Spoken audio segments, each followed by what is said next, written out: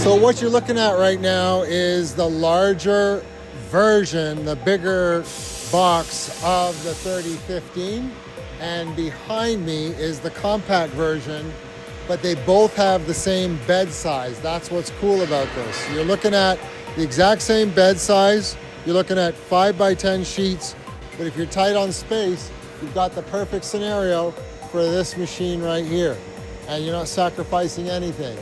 You can't go higher than 12 kilowatts on this machine, but you can go up to 12 kilowatts and higher, like a 20 kilowatt on the larger frame. It's based on the weight of the sheets. But this gives you an idea of the two machines and the footprint that's required when you're a smaller shop and you don't need to waste space at all. You've got this extra width here, right here, that you don't have here. That's all space that you're saving.